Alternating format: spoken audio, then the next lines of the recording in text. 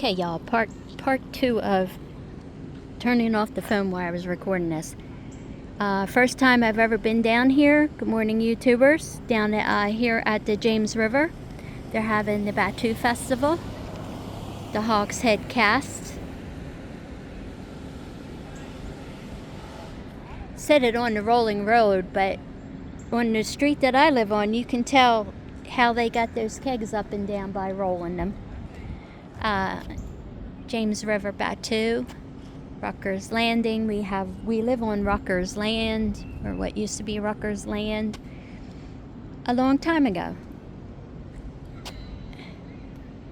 It says these narrow boats could shoot the rapids without damage, deliver produce from the upper James River to Richmond in 3 or 4 days. They could, with heavy manual labor, return upstream, manufacture goods and furniture. By 1840, at least 500 Batteaus, 1,500 Batteau men operated on the James River. The Batteaus were manned most exclusively by slaves. These vessels had no keel to drag the river bottom, could traverse water 2 feet in depth. A steersman positioned at each end of the vessel manned a long rudder called a sweep. These vessels were propelled by Batteau men pushing with long sturdy poles. These boats measured up to 60 feet in length and could hold up to 10 hogsheads, barrels of tobacco. After 1840, when the canal was completed from Richmond to Lynchburg, the Batteaus were no longer needed. So that's how they got Stonewall Jackson back up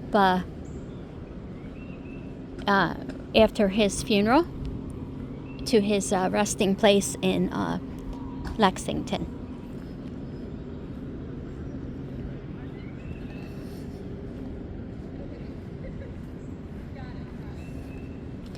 So I'm heading down to the river right now. Oh my gosh, look how pretty this is.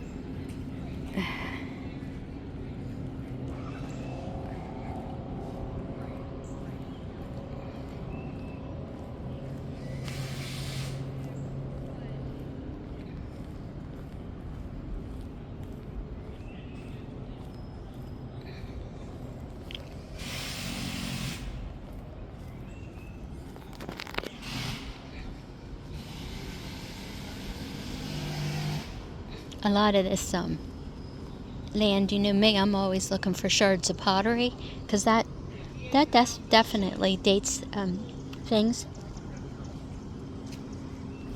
in, history.